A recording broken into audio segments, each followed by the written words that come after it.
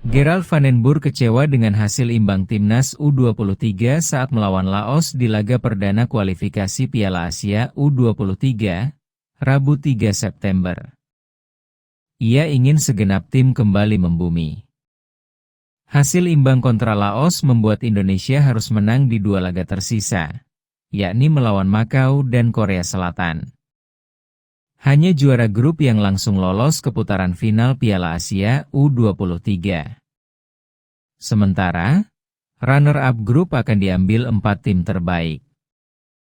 Gerald van den Burg menilai bahwa terkadang, publik maupun segenap tim merasa bahwa Indonesia sudah berada di level tinggi. Padahal, menurutnya, untuk saat ini belum. Kita harus melihat bahwa kita sedang mempersiapkan diri. Sekarang, kalau kita lihat kembali situasi tim Indonesia, kita merasa sudah berada di top level, padahal belum, kata Gerald van den Burg dalam sesi konferensi pers usai laga. Jadi, kita harus kembali ke bawah, membumi. Bagaimana kita bisa sedikit demi sedikit untuk maju, dan meningkatkan level kita untuk bisa ke atas, lanjutnya. Selain merasa kecewa, Gerald van den Burg juga menilai para pemainnya tidak bermain sesuai harapan. Ia ingin tim bisa tampil lebih baik di dua laga berikutnya.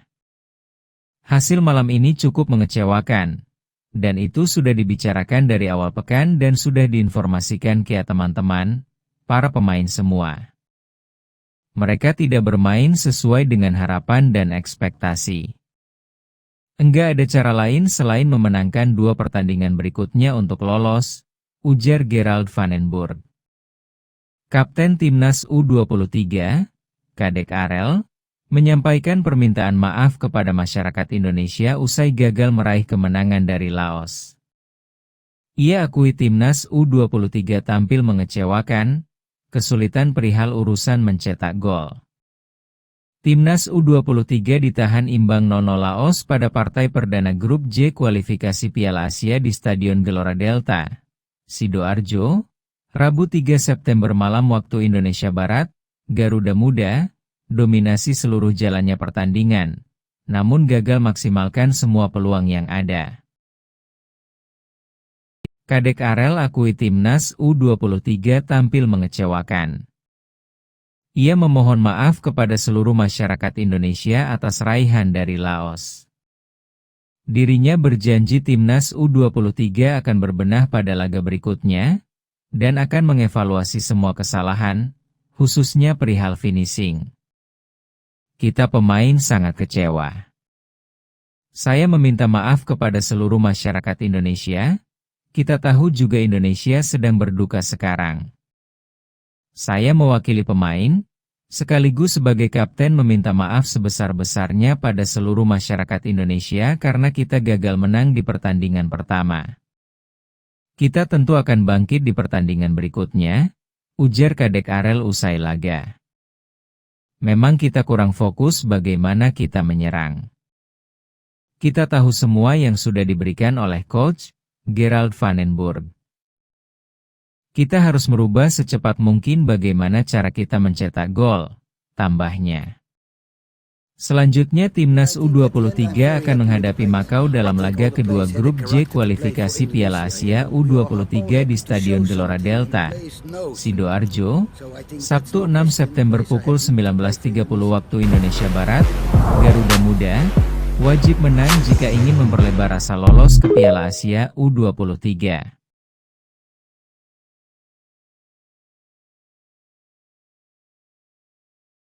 Timnas Indonesia tak diperkuat ulah Romeni di FIFA Matchday bulan ini.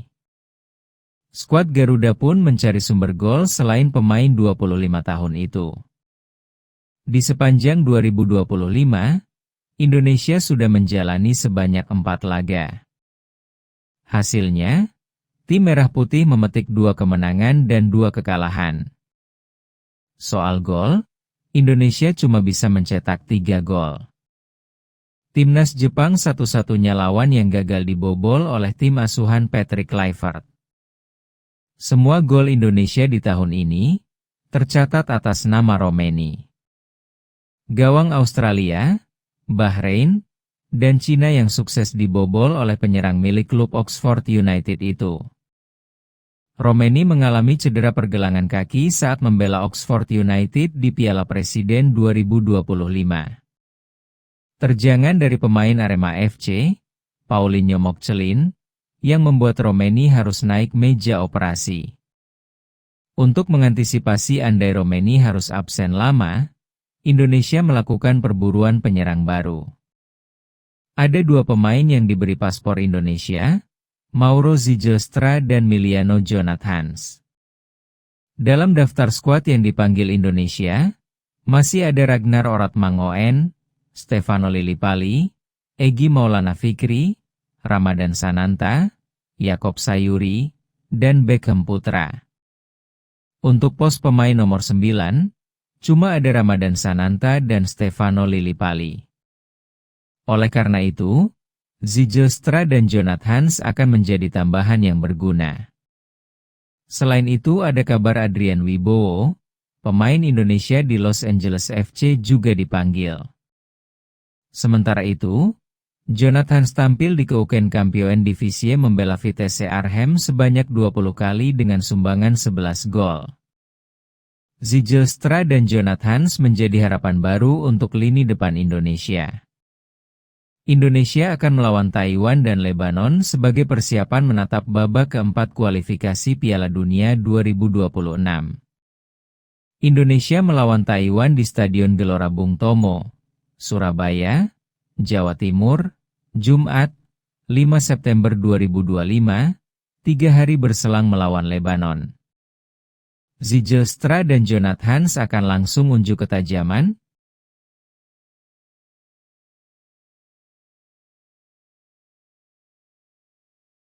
Pelatih Timnas Indonesia U23, Gerald van den Burg, menanggapi perbandingan dirinya dengan pelatih sebelumnya, Shin Tae-yong. Perbandingan ini mencuat setelah kegagalan Garuda Muda di Piala AFF U23 pada Juli 2025, saat Garuda Muda harus takluk 0-1 dari Vietnam di final.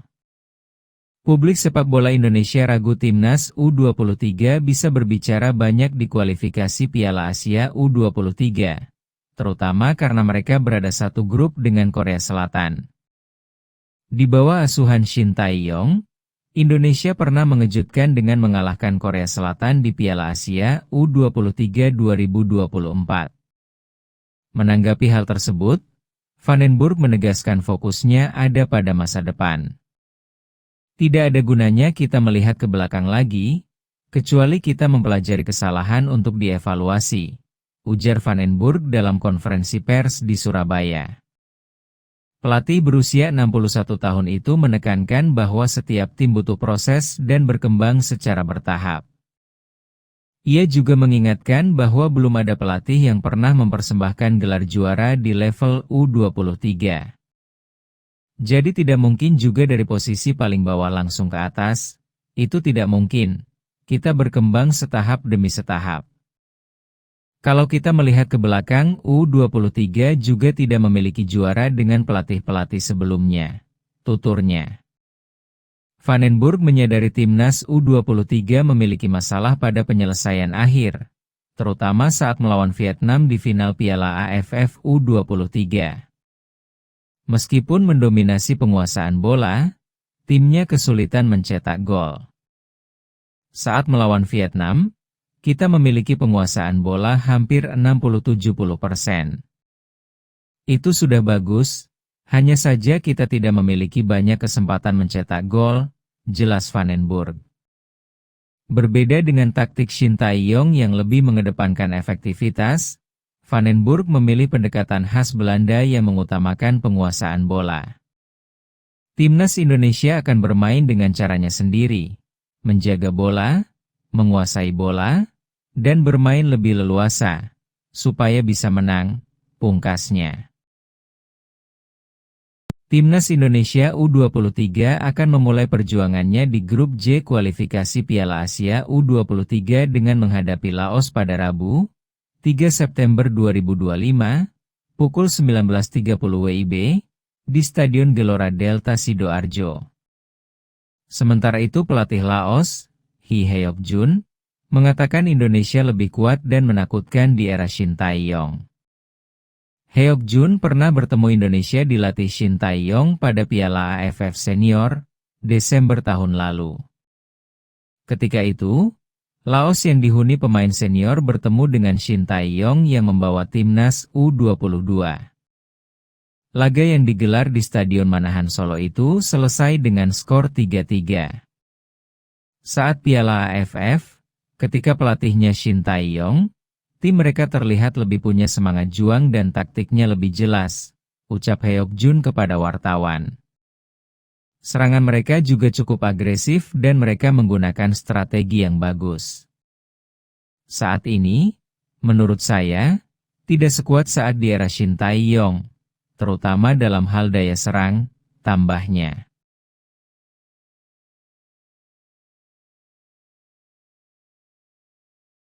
Ketua PSSI, Erick Thohir, menerima pengunduran diri Mads Hilgers dari Timnas Indonesia. Dia mendukung keputusan bek berusia 24 tahun itu. Situs Kita Garuda pada Rabu, 3 September 2025, mengabarkan bahwa Hilgers absen dari Timnas Indonesia untuk FIFA Matchday September 2025. Hilgers dinarasikan sedang fokus untuk menyelesaikan proses perpindahannya dari klub Belanda, FC Twente, tanpa menyebutkan tim yang dituju. Tentu kami juga harus proaktif dan suportif ke pemain. Sepertinya dia ada transfer yang tidak terjadi, ujar Erick Thohir di kantor Kementerian Hukum, Menkum, Jakarta Selatan, pada Rabu, 3 September 2025. Mungkin administrasi terhadap klubnya. Kami harus memberikannya kesempatan, ucap pria yang juga menjabat sebagai Menteri BUMN RI itu. Di kantor Kemenkum pada Rabu, 3 September 2025, Erick Thohir baru saja menghadiri pengambilan sumpah Miliano Jonathans untuk menjadi warga negara Indonesia, WNI. Bagaimanapun pilihan pemain ini, apakah bermain di Indonesia, atau bermain di luar negeri, tentu harus kami dukung karena bagian dari konsolidasi, ucapnya. Hilgers sebenarnya masuk dalam daftar 27 pemain yang dipanggil pelatih Timnas Indonesia, Patrick Kluivert, untuk 2 uji coba pada bulan ini. Timnas Indonesia bakal berlatih tanding dengan Timnas Chinese Taipei di Stadion Gelora Bung Tomo, GBT, Surabaya, pada Jumat, 6 September 2025, dan Timnas Lebanon pada 3 hari berselang. Sementara itu, Hilgers nyaris bergabung dengan kesebelasan Prancis, Stade Brest, di penutupan bursa transfer musim panas 2025-2026 pada Senin, 1 September 2025, namun batal akibat waktunya mepet. Hilgers masih berpeluang untuk meninggalkan FC Twente ke kompetisi yang jendela perpindahan pemainnya masih dibuka seperti Belgia, Turki, hingga Portugal.